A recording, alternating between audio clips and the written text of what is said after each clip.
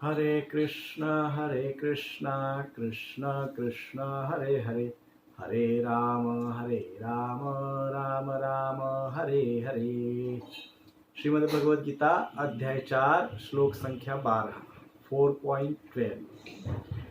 कांक्षन्त कर्मणां सिद्धिं यजन्त इह देवताः क्षिप्रं हि मानुषे लोके सिद्धिर्भवति कर्मजा। अनुवाद और तात्पर्य शिल प्रभुपाद जी के द्वारा। शिल प्रभुपाद की जय। इस संसार में मनुष्य सकाम कर्मों से सिद्धि चाहते हैं, फलस्वरूप वे देवता की पूजा करते हैं। निसंदेह इस संसार में मनुष्य को सकाम कर्मों का फल शीघ्र प्राप्त होता है। ओम अज्ञानतिमिरान्धस्य ज्ञानाञ्जनशलाकया चक्षुरुन्मिलितं येन तस्मै श्रीगुरुवे नमः। श्रीचैतन्यमनोभीष्टं स्थापितं येन भूतले स्वयं रूप कदा मह्यं ददाति स्वपदान्तिकम्। वन्देऽहं श्रीगुरुः श्रीयुतपदकमलं श्रीगुरुन् वैष्णवांश्च श्रीरूपं साग्रजातं सगण रघुनाथान्वितं तं सजीवं साद्वैतं सावधूतं परिजनसहितं कृष्ण चैतन्य देवं श्रीराधा कृष्णपादान् सहगण ललिता श्रीविशाखान्वितंश्च। हे कृष्ण करुणा सिन्धु दीनबन्धु जगत्पते गोपेश गोपिका कांत राधा कांत नमोस्तुते।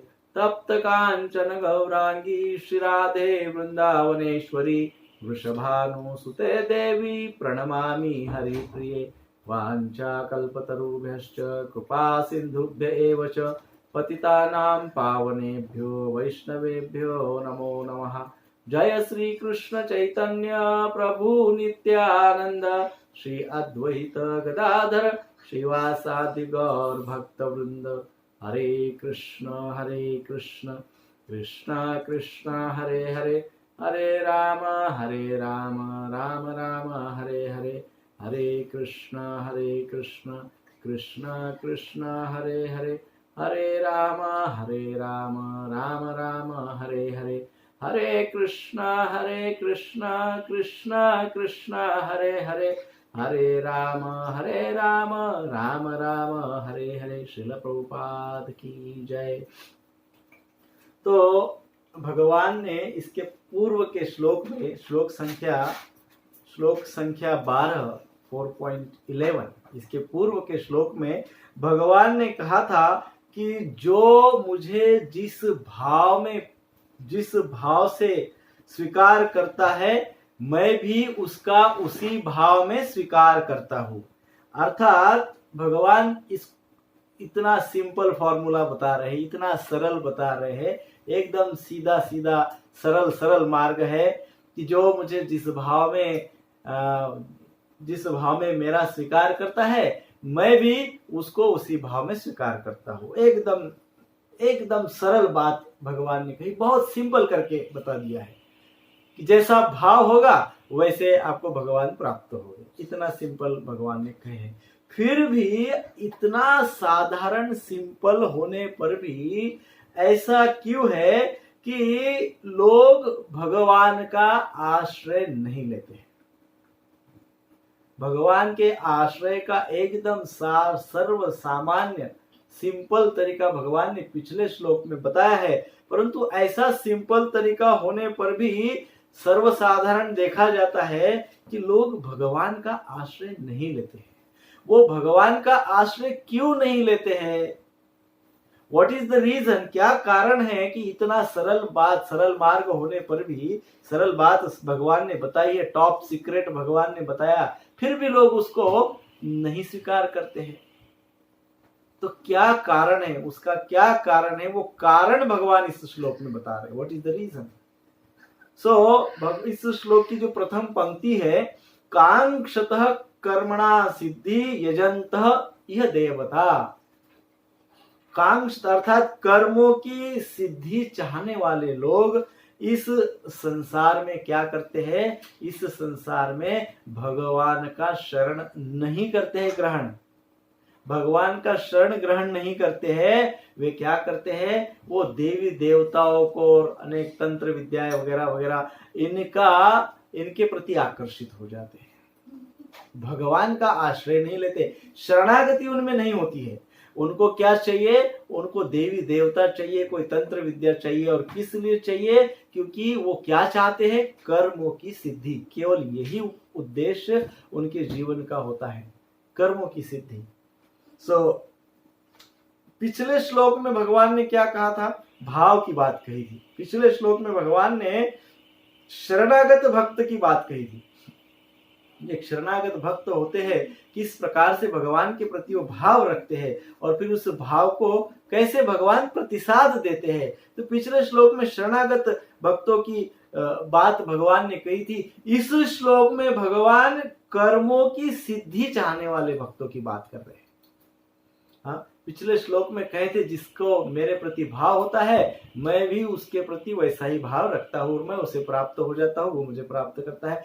परंतु इस श्लोक में भगवान किसकी बात कर रहे हैं, कौन से भक्तों की बात कर रहे हैं, ऐसे भक्तों की बात कर रहे हैं जिनको अपने कर्मों की सिद्धि चाहिए, कर्मों के फल ही चाहिए, इसके लिए जो लालायित रहते हैं जीवन भर, ऐसे भक्तों की बात भगवान इस श्लोक में कर रहे हैं। संसार में आप देखेंगे ऐसे कई जीव है, कई लोग हैं जो भगवान से प्रेम करना नहीं चाहते। They don't want to love God. उनको भगवान से प्रेम नहीं करना है। वो किसी ऐसे देवता के साथ या किसी तंत्र विद्या के साथ या किसी भी इस प्रकार के ऐसे शक्तियों के साथ अपना संबंध बनाना चाहते हैं जो उनको उनकी कामनाओं की पूर्ति करा दे, फुलफिल्स देयर डिजायर्स। उनके कामनाओं की जो पूर्ति करा देते हैं, उनके कामनाओं की जो पूर्ति कराने वाले हैं उनकी ही वो पूजा करते हैं, उनके ही प्रति वो उनके ही साथ वो संबंध बनाते हैं।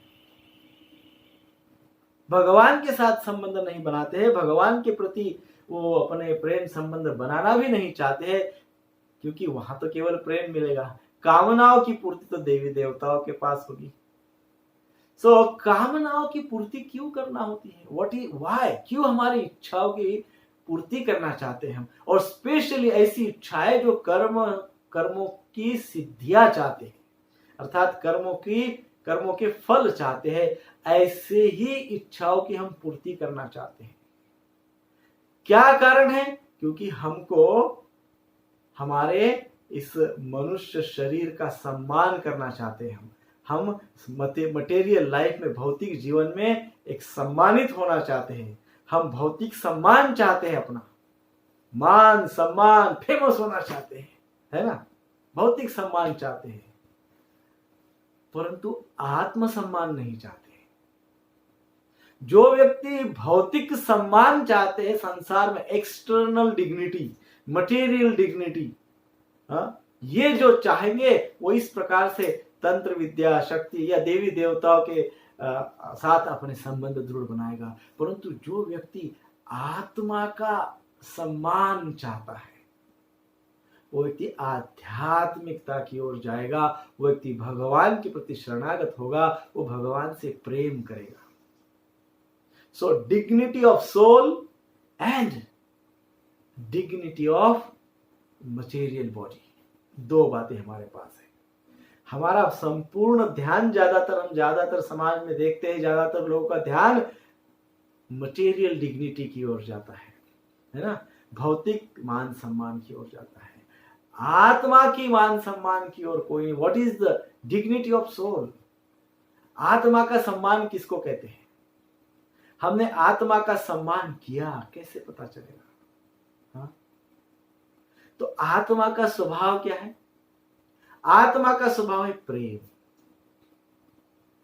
वो जब प्रेम प्रकट होता है हृदय से, जब प्रेम की हृदय में वृद्धि होती है और वो प्रेम का हमें साक्षात्कार होता है, तब हम बड़े दयाशील, बड़े करुणामय हो जाते हैं, कंपैशनेट हो जाते हैं।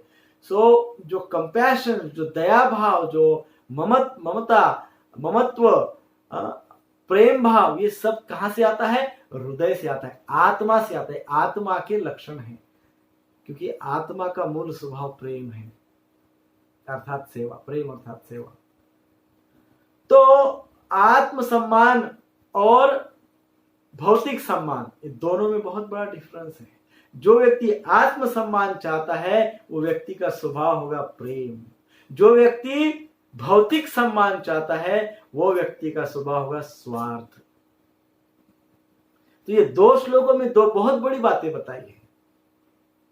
पहला जो श्लोक 4.11 था उसमें आत्मसम्मान की भाव की बात कही गई, आत्मा के स्वभाव की बात कही गई। और इस श्लोक में अब भौतिक सम्मान की बात भगवान कर रहे हैं।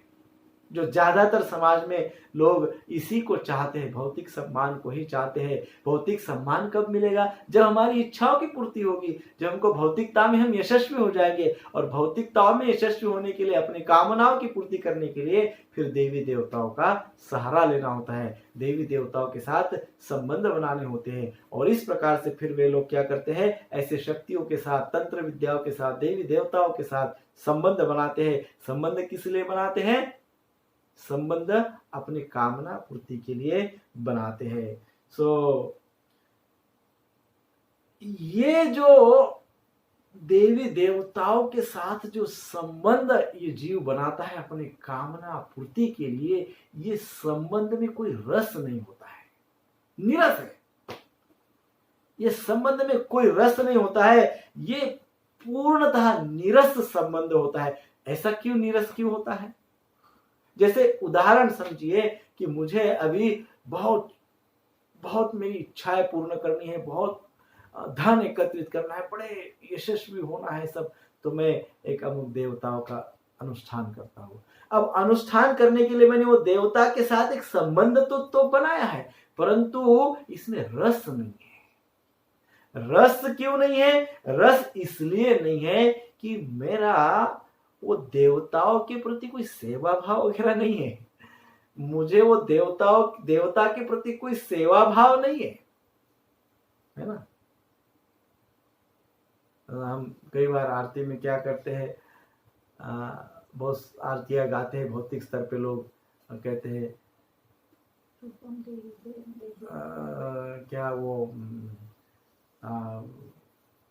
जय जगदीश हरे, वो कहते हैं कि सभी कुछ फल मुझे मिल जाए और मैं तेरा जय जयकार करूंगी। हे भगवान, हे देवता, हे देव, मुझे फल प्राप्त हो जाए फिर मैं तेरा जय जयकार करूंगी। तो वो फल के लिए व्यक्ति देवताओं के पास जाता है, संबंध बनाता है। वो सेवा करना नहीं चाहता, सेवा भाव नहीं है, स्वार्थ भाव है। और स्वार्थ भाव होने के कारण इस प्रकार से देवताओं के साथ जो संबंध हमारे होते हैं वो निरस होते हैं, नो रस, नो सेवा भाव। और इसीलिए भगवान इस श्लोक में विशेषकर कह रहे कर्म। यहाँ पे क्या कह रहे भगवान? कर्म, इस शब्द का प्रयोग कर रहे भगवान, कर्म कह रहे हैं। अर्थात अपने कामनाओं की सिद्धि, कर्म की सिद्धि, इस प्रकार से कामनाएं वे लोग करते हैं। वो कर्म कहा गया है, सेवा नहीं कहा गया है, क्योंकि ये भक्त इस प्रकार से जो देवताओं का पूजा याचना करते हैं या जो संबंध बनाते हैं, उस संबंध में सेवा भाव नहीं होता है, स्वार्थ भाव होता है। ऐसे लोग केवल दो ही प्रकार के विचार करते हैं। 2 टाइप्स ऑफ थिंकिंग, ओनली 2 प्रकार के विचार होते हैं। एक तो वो कर्म के प्रति विचार करते हैं, अर्थात जो कर्म वो कर रहे हैं वो कर्म सक्सेसफुल ही होने चाहिए, वो कर्म के प्रति विचार करते हैं। और कर्म से जो मिलने वाला फल है अर्थात यश या सिद्धि, वो सिद्धि का विचार करते हैं। 2 ही बातों का विचार करते हैं ऐसे लोग, कर्म और सिद्धि, बस। वो देवता का भी विचार नहीं करते। गणेश जी के दिन 11 दिन हम सुख करता, दुख हरता, वार्ता, सब भगवान कैसे हैं? हे गणेश जी, आप सुख करता दुख का, आप सुख देने वाले हैं, दुख हरण करने वाले हैं, मेरे को सुख दे दो, मेरा दुख ले लो, मेरे विघ्न नष्ट कर दो, यही सब बोलते हैं। कोई ये नहीं कहता है कि हे गणेश जी, हे भगवान, मुझे आध्यात्मिक ज्ञान दो, मुझे थोड़ी आपकी सेवा दो। हे गणेश जी, मैं आपकी सेवा करना चाहता हूँ, कोई बोलता है? नहीं बोलता है। हे दुर्गा माता, मैं आपकी सेवा करना चाहता हूँ या चाहती हूँ, नहीं बोलता है। क्या कहते हैं? सब मेरे संकट दूर करो। हाँ, सो ये इस प्रकार से मेरे काम मैं कर रहा हूं, मुझे कर्म में यश दो, कर्म को सिद्ध करो। तो कर्म और सिद्धि, ये दो ही बातें, दो ही प्रकार के, दो ही बातों का विचार ये साधारणता समाज में लोग करते हैं। तो अब ये एक प्रकार से एक व्यवहारिक बात है, इसको आप आध्यात्मिक बात नहीं कह सकते हैं, ये एक प्रकार से व्यवहारिक बात है। वो कहते कि हे देवता, हे गणेश जी, या जो भी देवताओं का अनुष्ठान करते हैं, हे देवता, मैं आपके लिए इतना करूंगा, अर्थात हे देवता, मैं आपके लिए इतना परिश्रम करूंगा, तथा ये परिश्रम के परिणाम स्वरूप आप मुझे क्या सिद्धि दोगे, आप मुझे क्या दोगे? मैं आपके लिए 11 नारियल फोड़ूंगा, या कई लोग बोलते हैं मैं आपके मंदिर में चल के आऊंगा। भगवान को क्या करना है? चल के आओ कि प्लेन से आओ कि कैसे भी आओ, आपका भाव क्या है? कई लोग कहते हैं मैं इतना परिश्रम करूंगा, मैं चल के आऊंगा आपके मंदिर में 5 किलोमीटर, आप मुझे क्या दोगे? आपको मेरे कर्म की सिद्धि, मुझे सिद्धि देना होगा, मुझे यश देना होगा, मेरे कर्मों का अच्छा फल देना होगा, है ना? सो केवल ये इतनी बात यदि वो निकाल देवे वो रिलेशनशिप में से, देवताओं के साथ हमारा जो संबंध होता है, वो संबंध में से ये बात यदि निकाल दे कि मैं आपके लिए इतना परिश्रम करूंगा, आप मुझे सिद्धि प्रदान करना। अब ये गिव एंड टेक, इसको निकाल दो, ये परिश्रम को हटा दो और ये फल को भी हटा दो, तो क्या रह जाता है? क्या बचता है? हाँ, कुछ नहीं बचता है, कुछ भी नहीं बचता है। इंटरेस्ट ही नहीं रहता है देवता में, कोई रस ही नहीं रहता है, कोई संबंध ही नहीं रहता है। और ऐसा समझे कि इसके अतिरिक्त तो मुझे देवता से कुछ लेना देना ही नहीं है, फिर इतना नहीं है तो फिर मुझे कुछ लेना देना नहीं। मैं देवता के लिए कुछ परिश्रम करूंगा, कुछ वहां जाऊंगा, कुछ बोलूंगा, कुछ करूंगा, तो देवता ने मेरे लिए ये करना चाहिए। गिव एंड टेक, व्यवहारिक संबंध, व्यवहारिक संबंध ही हम रखते हैं, इसलिए ये बड़ी विडंबना है। ऐसा समझिए, कोई ग्राहक किसी दुकानदार के पास जाता है और दुकानदार से वो अपनी धन देता है और कुछ उसको जो आवश्यक वस्तु है वो प्राप्त करता है। वो वहां पे दुकानदार के साथ कोई संबंध बनाने के लिए जाता है क्या? वो दुकानदार के पास वो ग्राहक अब कोई रिलेशन बनाने के लिए जाता है? नहीं, पैसा देता है, वस्तु लेता है, दैट्स इट। ऐसे ही देवताओं के साथ संसार में लोग संबंध बनाते हैं, कुछ देते हैं और कुछ लेते हैं, हो गया, दुकानदार का काम उतना ही होता है, खत्म। सो ग्राहक का कर्म क्या है? ग्राहक का कर्म है पैसे देना, और दुकानदार का कर्म क्या है? दुकानदार का है वस्तु देना। सो वस्तु प्राप्त करना ये सिद्धि है, और पैसे देना ये कर्म है, परिश्रम है। तो इस प्रकार से देवता की पूजा करने के पहले ही यह विचार किया जाता है कि अभी मुझे इन देवताओं से क्या लेना है, मुझे क्या चाहिए, और फिर यह भी सोचा जाता है कि मुझे जो चाहिए वो कौन से देवता दे सकते हैं। तो मुझे जो वस्तु या मुझे जो सिद्धि चाहिए उसके अनुसार उस देवता के साथ मैं संबंध बनाता हूं।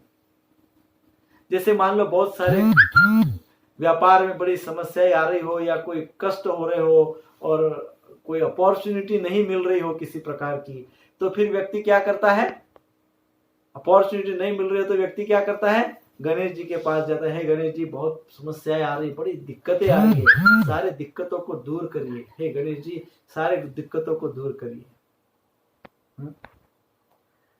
अब मान लो किसी को धन ही चाहिए, बाकी कुछ नहीं चाहिए, धन की बड़ी कमी है, वो क्या करेगा? लक्ष्मी जी के पास जाएगा, देवी के पास जाएगा।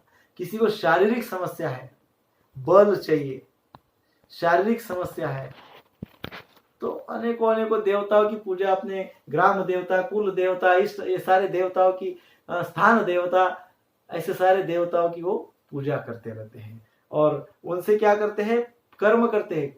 जैसे ग्राहक दुकानदार को पैसे देता है और फिर सिद्धि के रूप में क्या लेता है, वस्तु लेता है, वैसे ही ये देवी देवता वो डिफाइन करते हैं कि मुझे जो वस्तु चाहिए वो कौन से दुकानदार के पास मिलेगी मुझे जो चाहिए वो कौन से दुकान में मिलेगा, अर्थात मुझे जो सिद्धि चाहिए वो कौन से देवताओं के पास मिलेगी, और उस देवताओं की पूजा में मुझे क्या करना होगा। कभी कभी देवताओं की पूजा बड़ी कठिन होती है, तो वो सोचते हैं कि मुझे क्या करना होगा, और यदि मैं वो देवताओं का की संतुष्टि के लिए कुछ करता हूं तो देवता मुझे क्या देंगे।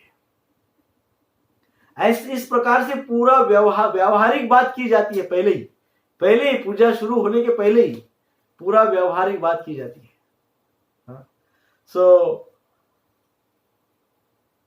अपनी आवश्यकताओं के अनुसार देवता भी निश्चित किए जाते हैं, और यही अंतर है भगवान और देवता में।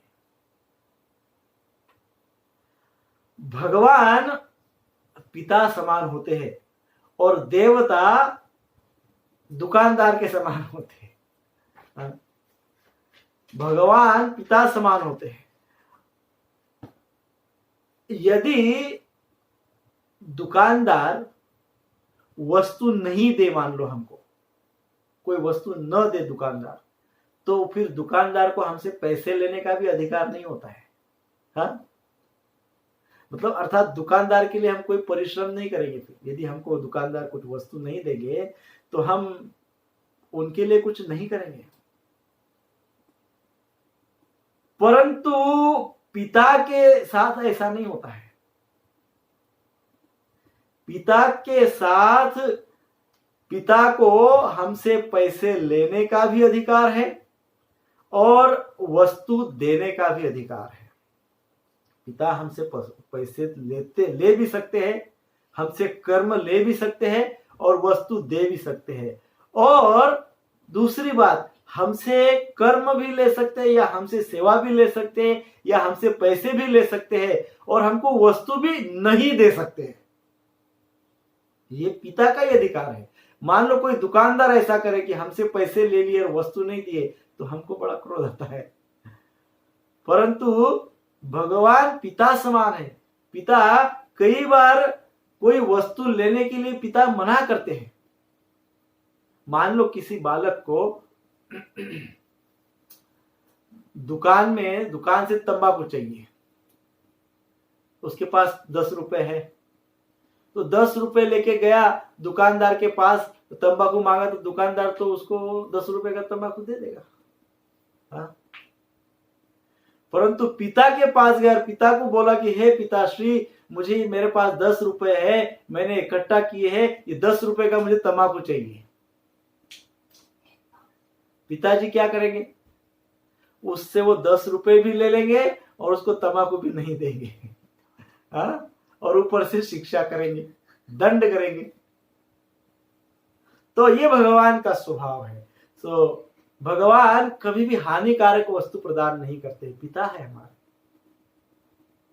हाँ? परंतु देवता क्या करते हैं? देवता ये नहीं देखते, ये आया है, इसको ये चीज ये मांग रहा है, इसको दे दो। हमने शास्त्र में कई बार देखा है। हमारे पास एक उदाहरण है, भस्मासुर। भस्मासुर कहते हैं, उसका क्या हुआ था?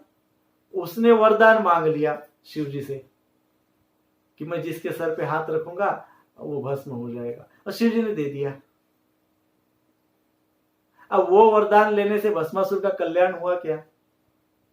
हाँ, नहीं हुआ ना। क्या किया? अंततः क्या हुआ? भस्मासुर ने वो हाथ अपने ही सर पे रख दिया और वो भस्म हो गया।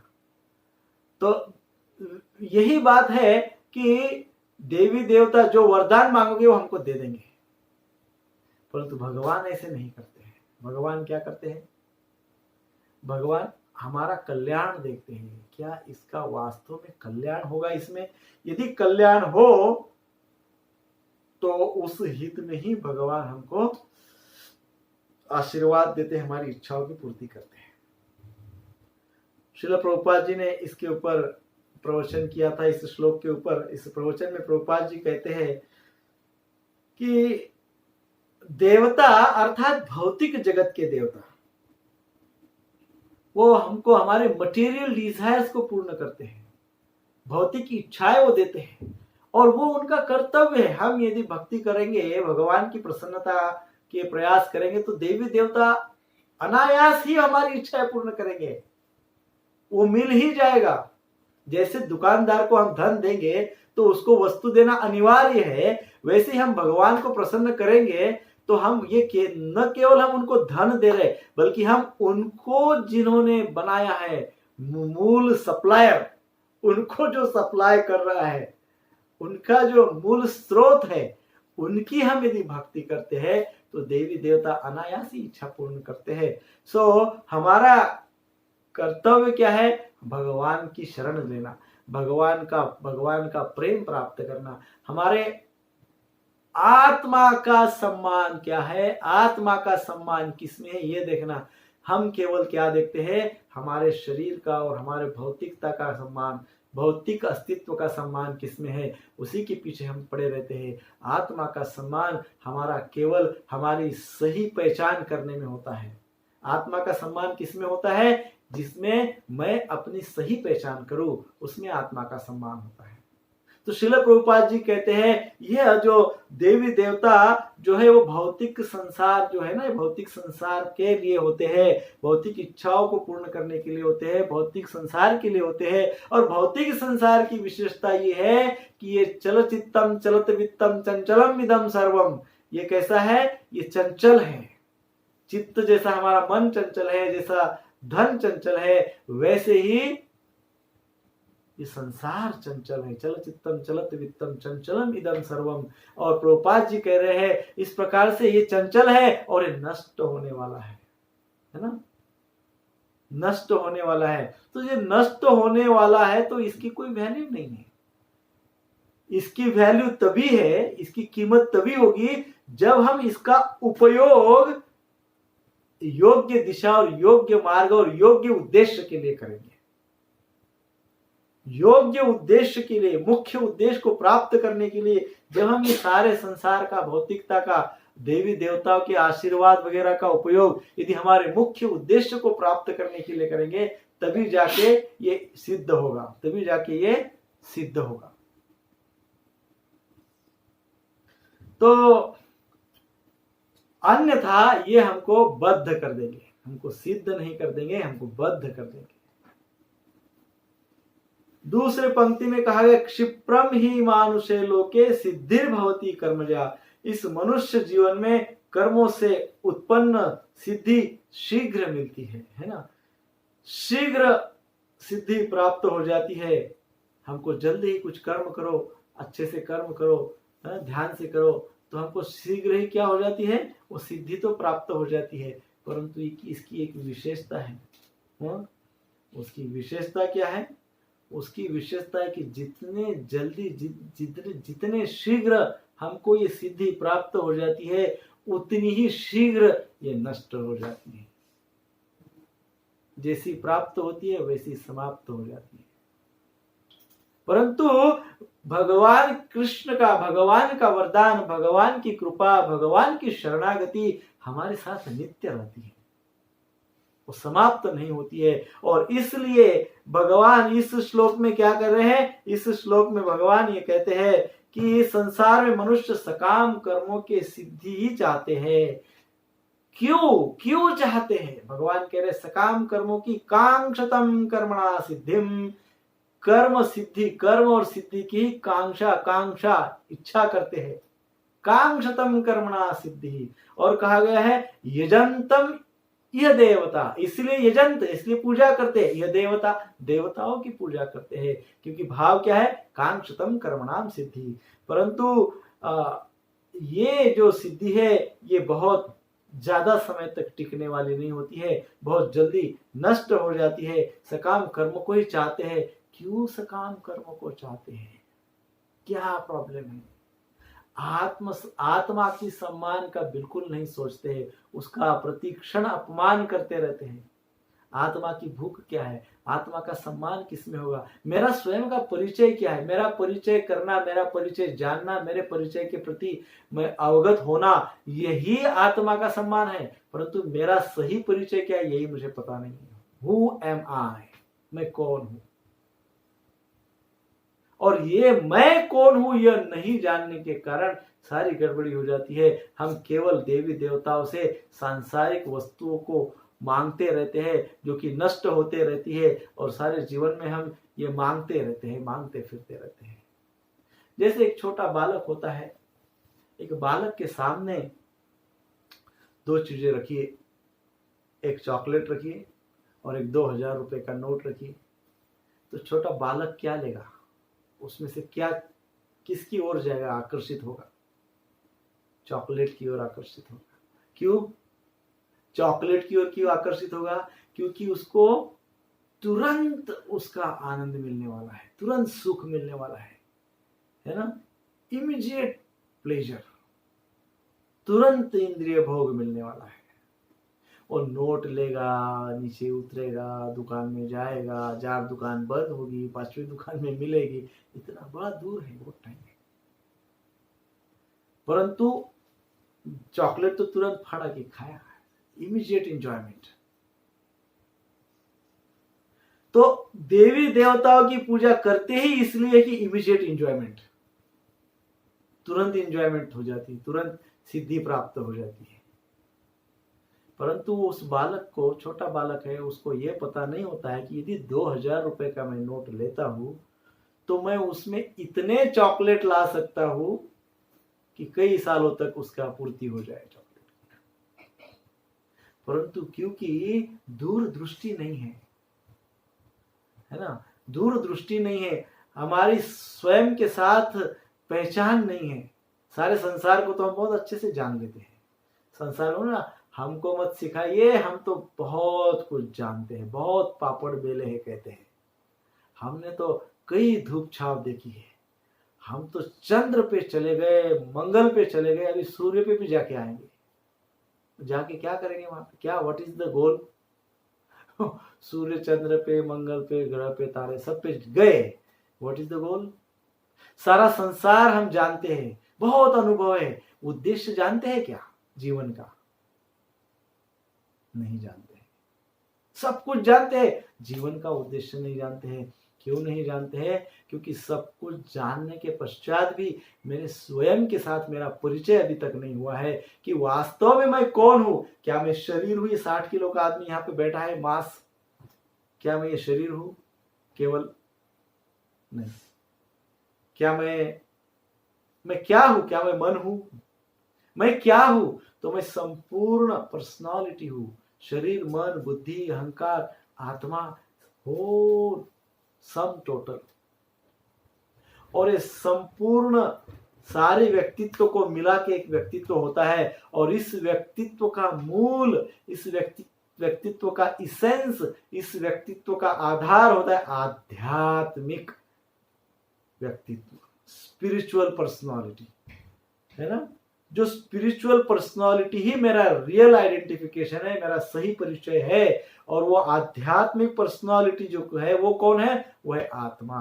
तो इतना ज्ञान होना कि मैं आत्मा हूं, और ये आत्मा के लक्षण क्या है, ये आत्मा के गुण क्या है, ये आत्मा का स्वभाव क्या है, ये जो जान लिया वो अपने स्वयं का परिचय स्वयं के साथ कर लिया, ऐसा उसका अर्थ होता है।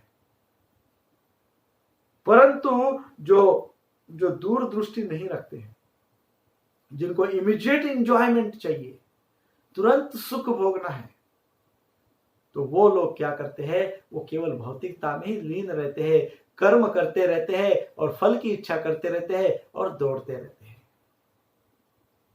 सो कर्म और सिद्धि के चक्र में रहते हैं, और इसलिए अनेकों देवताओं को प्रसन्न करने के लिए प्रयासरत रहते हैं, परंतु स्वयं के साथ कभी उनका परिचय नहीं होता है। तो दो बातें होती है, श्रेय और प्रेय, short term gain and long term gain. हम ज्यादातर जानते हैं व्यवहारिक भाषा में short term gain and long term gain. Short term जो है वो तुरंत लिया कि तुरंत समाप्त हो जाता है, फिर से लड़ते झगड़ते बैठो, दौड़ते रहो। लॉन्ग टर्म मतलब अभी, अर्थात अभी कुछ कर लिया, अभी फिक्स डिपॉजिट कर लिया, जीवन भर उसका लाभ ले रहे हैं। तो जो शॉर्ट टर्म है उसको कहते हैं जो हमको तुरंत सुख देता है, प्रेय कर्म। और श्रेय कर्म अर्थात ऐसे कर्म जो हमको न केवल इसी जीवन में लाभ देते हैं बल्कि जन्म जन्मांतर तक हमको लाभ देते रहते हैं, ऐसे कर्म। ऐसा डिपॉजिट जो हमको मृत्यु के पश्चात भी इंटरेस्ट देता रहे, उसको श्रेय कर्म कहते हैं। तो भगवान इस श्लोक में कह रहे हैं कि श्रेय कर्म क्या है और प्रेय कर्म क्या है। प्रेय वही लोग हैं जो देवताओं की पूजा करके कुछ सिद्धियां प्राप्त करते हैं, वो प्रेय कर्म करते हैं। वो शॉर्ट टर्म के पीछे लगे रहते हैं, उनको पता नहीं, उनके पास दूरदृष्टि नहीं है। और जो पिछले श्लोक में जो बताया गया था भाव, जिसके पास भाव है, जिसके पास आध्यात्मिक अनुभूतियां है, जो अपना परिचय, स्वयं का परिचय अच्छे से किया हुआ है, अच्छे से स्वयं को जानता है और स्वयं को जानकर मनुष्य जीवन का उद्देश्य क्या है ये जानता है, तो वो प्रेय कर्म, श्रेय कर्म कर रहा है। सो ऐसे व्यक्ति जो श्रेय कर्म करते हैं, जो आध्यात्मिकता में रहते हैं, जो आत्मा को जानते हैं, आत्मज्ञान प्राप्त करते हैं, वही लोग आनंदी हो सकते हैं। Without spiritual realization there is no happiness। आध्यात्मिक साक्षात्कार के बिना आनंद की प्राप्ति नहीं हो सकती। हरे कृष्ण कृष्ण कृष्ण हरे हरे, हरे राम राम राम हरे हरे। श्रील प्रभुपाद की जय।